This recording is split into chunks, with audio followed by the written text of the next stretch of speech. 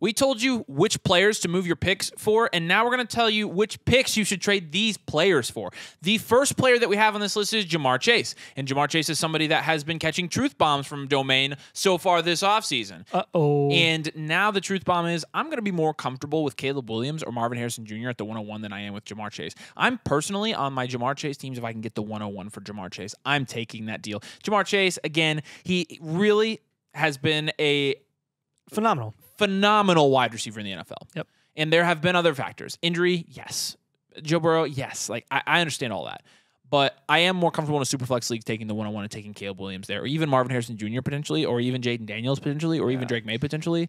Like, all of those guys have first-round upside in Dynasty. Yeah, like think of it this way too. When Jamar Chase gets a new contract extension, do you trust him to increase in value more than the likelihood that Caleb Williams and Marvin Harrison Jr. does in that same range already? I think it's safer to take Chase over the 101, but I think there's a lot more reward taking the 101 over Chase. I just want to break the narrative here. You're going to have a lot of people, and you're going to see people in the comments. So check it out if you have it. There are going to be people in the comments that be like, "Oh, you guys are idiots for trading Jamar Chase away." Blah blah blah. Jamar Chase is not untouchable. No, he's not. Nobody's untouchable in Dynasty, but people look at Jamar Chase, and so many people are just so stubborn because of the name value of Jamar Chase and the team that he plays on, the quarterback he plays with, that they're like, "Yeah, I'm not trading him for anything. If you do, you're an idiot."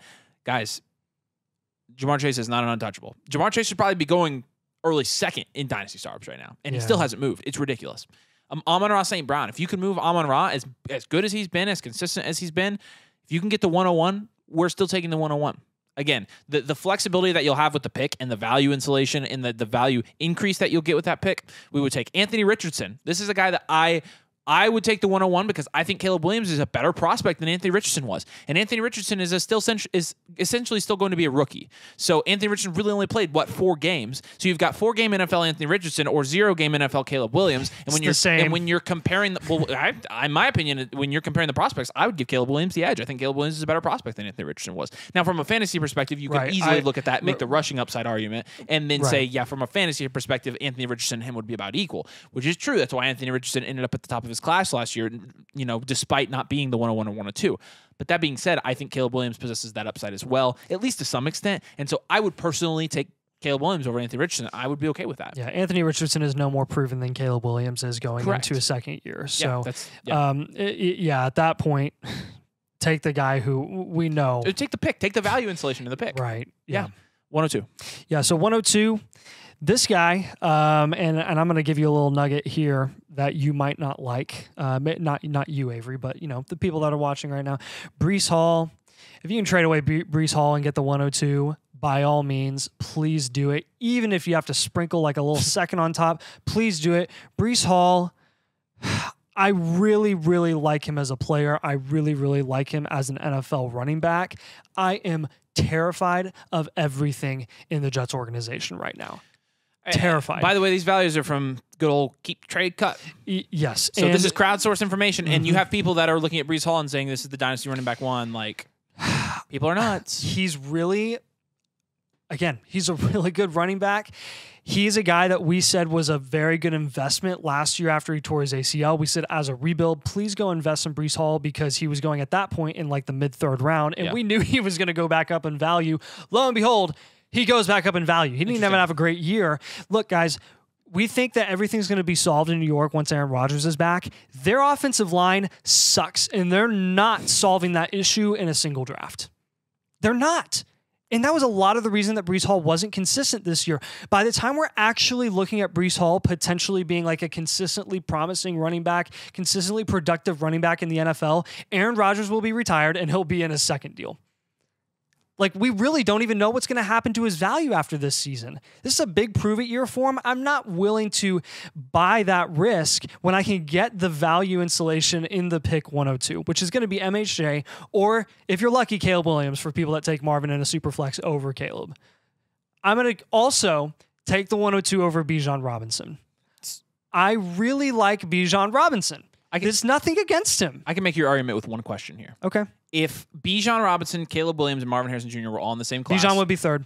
There you go. You don't have to say anything else about it. That makes the case. And that's absolutely the truth. It is. What about the next guy? This is interesting. Jordan Love. Guys, I'm not trying to be negative with these players. I'm just trying to like make a point and you know, be assertive with my point because a lot of people are going to hate this. I'll play devil's advocate here. Okay. I think Jordan Love, like I'm fine with him being here. He's deserving of it. But Jordan Love was very good from a fantasy perspective, is now going to get a huge contract. Yes. That's what you want the quarterbacks that what you're getting at the 102 to do. Yes. But we're talking about Marvin Harrison Jr. and Caleb Williams. And when you look at the market value of those players, it's the same story with the 101. We already know what people feel about Marvin. Like, I honestly don't know how much he's going to have to do for him to maintain his value going into his second year. I don't know, not a ton. Maybe not a ton. Maybe it will take more than we expect. I really don't know. Maybe the name value will help him out. But in my opinion, I think there's a lot more room for that pick to increase in value than there is for Jordan Love because it's starting to get really crowded in the first round. Like really, really crowded. And we've already talked about this before. How much is contract insulation at the quarterback position going to matter when the next 5 get it? Because then you're going to have 16 plus quarterbacks that have a new quarterback market deal, and it's happening. And not a lot of these guys are safe. Deshaun Watson was supposed to be the most contract insulated quarterback in Dynasty Fantasy Football. We were wrong. We bought into it. It doesn't matter. What about Daniel Jones? How's he doing? It doesn't matter. It's not good. Same with Tua. Tua's going to get a deal. Lawrence is going to get a deal. Like, those guys are going to get paid because there's no other option for those teams. Yeah. And that's true. They just might not pan out. The 103, really only one guy here that I'd be targeting and moving to, like, for the 103 is Garrett Wilson. Because I'll take a shot on Drake May or Jaden Daniels in a Superflex league before I would take Garrett Wilson right now. I just would. I want a fresh situation is what I want. Because Garrett Wilson, like, having Aaron Rodgers for sure next year doesn't really guarantee a lot for Garrett Wilson. Not long term. He's still going to be in quarterback purgatory after that. Yeah. So I'll take the quarterback in a Superflex league. 2 quarterbacks, one with crazy rushing upside and one that's flying so under the radar right now that's going to be a top 3 NFL draft pick.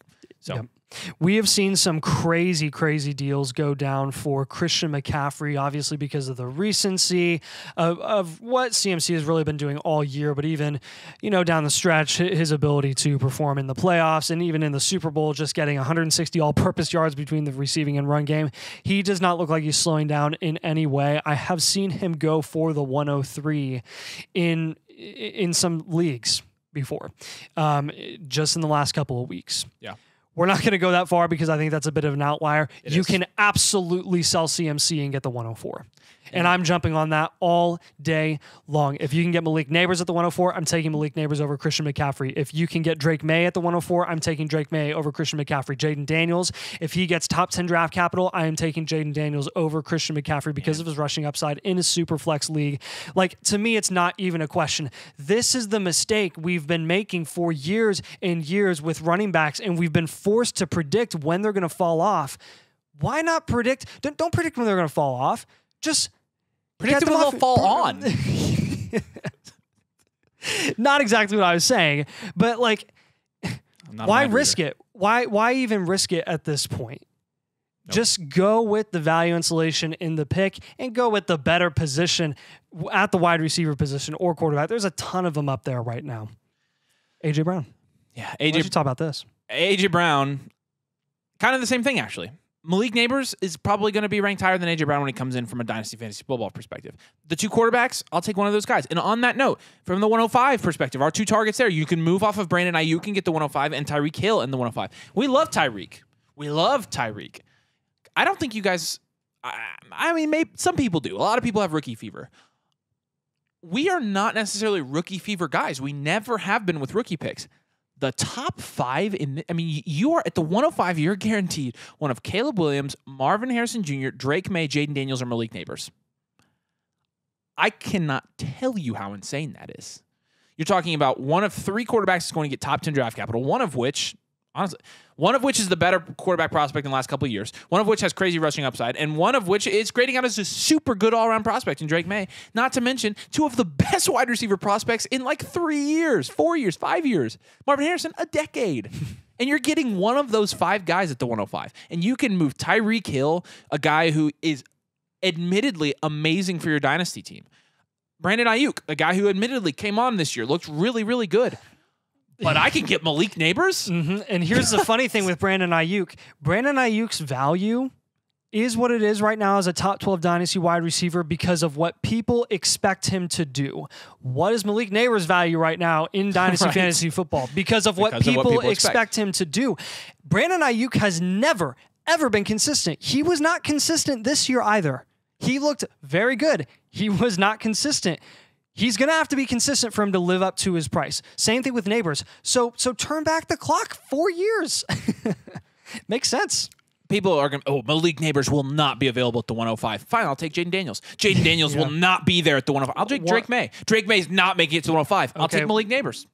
Do you see the circular argument there? Yeah. Somebody's going to be there. And people just sit in the comments and they're like, somebody's going to be there, guys. Again, you have 5 guys and 5 picks, so you're getting one of them, right? It's just maths. Yeah, and this is something that we consistently do over at flockfantasy.com for our supporters. When we do blueprints with Brandon Ayuk, a lot of people own Brandon Ayuk. They're like, what should I do with Ayuk? Some people, their situation calls for them to hold Ayuk.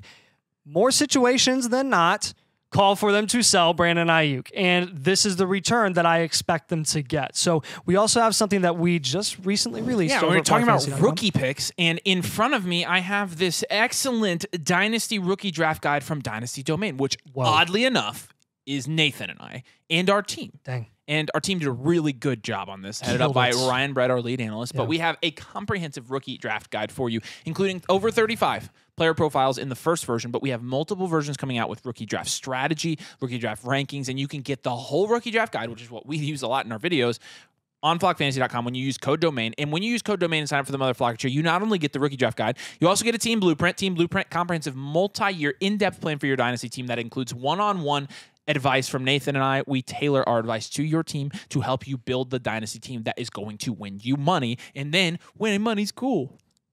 Winning money's cool. So flockfantasy.com/domain. Make sure you use code domain. Moving over to the 106 here. Yeah, so the 106 is going to be the wide receiver that we've just notably been in love with for years and years, and that's Nico Collins.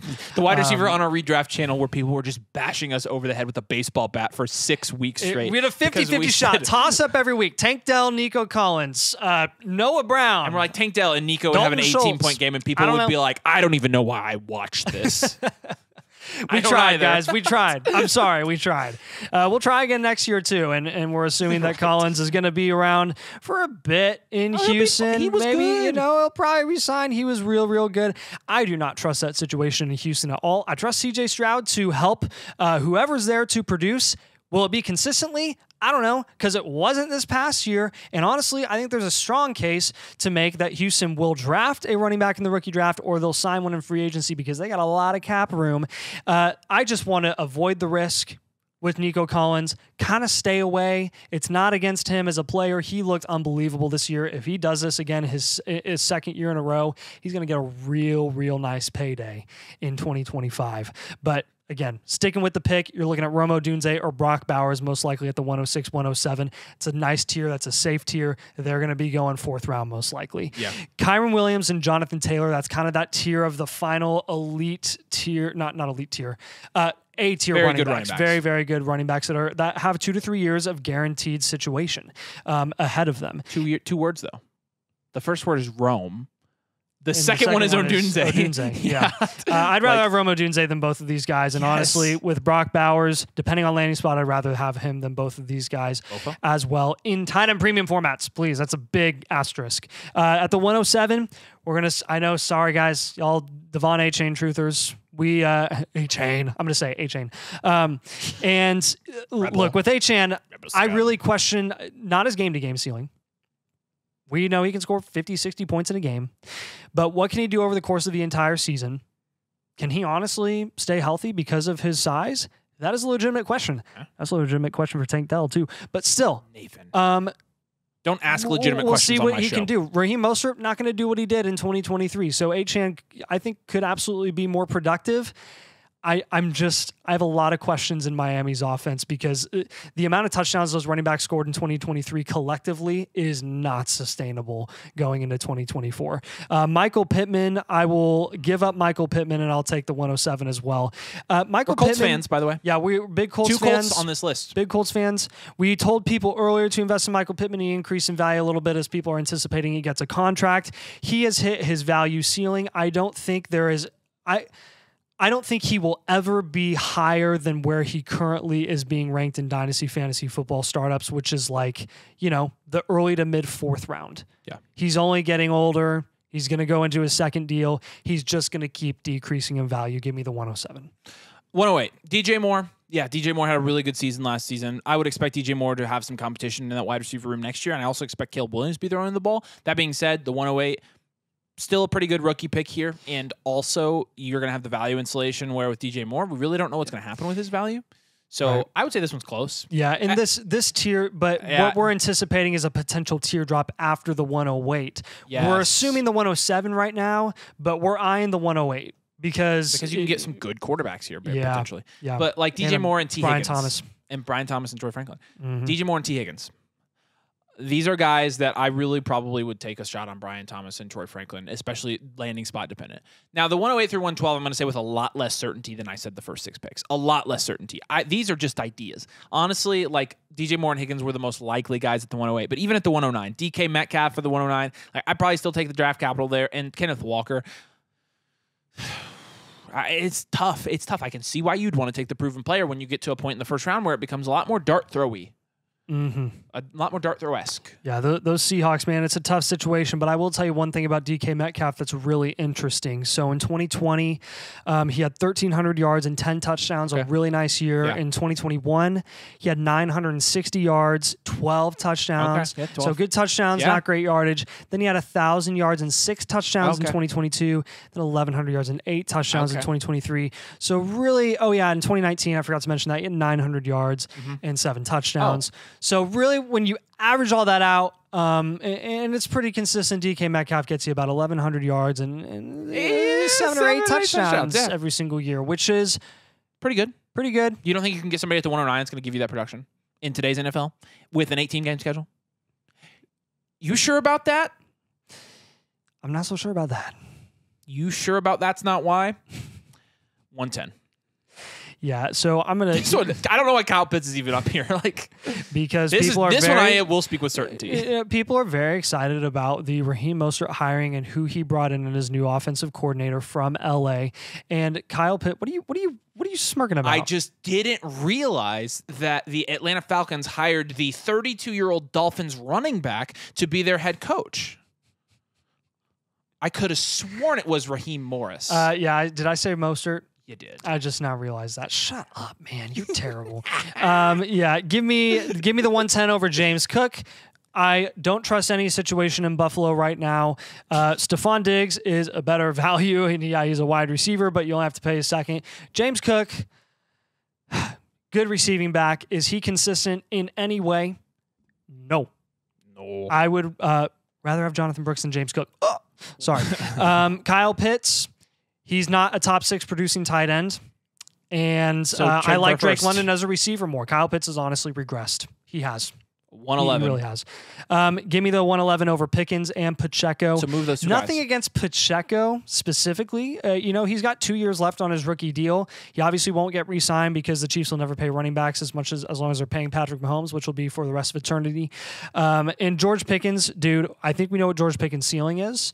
And that is, his ceiling is highlight reel, highlight caliber plays, and maybe 1,000 yards. And that's about it because he's not a true one. He never will be. He is so bad at separating as a wide receiver, and that will not change anytime soon. That's just his skill set. He's a contested. He's not a separator. He's a contested catch guy and an outside wide receiver. And then I'll have you finish out with the 112. Javonte Williams, Josh Jacobs, and Terry McLaurin. If you can get the 112 for any of those guys, we're definitely doing that. Please do it. But make sure, if you play Dynasty Fantasy Football, you drop a like on this video. Make sure you subscribe, and make sure you head over to flockfantasy.com/domain. You use code domain, choose a motherfucker tier. You get not only a team blueprint, which gives you an in-depth plan, tailored by us for your Dynasty team. Ooh. But also you get this Dynasty Domain 2024 Rookie Draft Guide that we just put out. So like I said, flockfantasy.com/domain. Real nice. Use code DOMAIN. Appreciate you guys. See you later.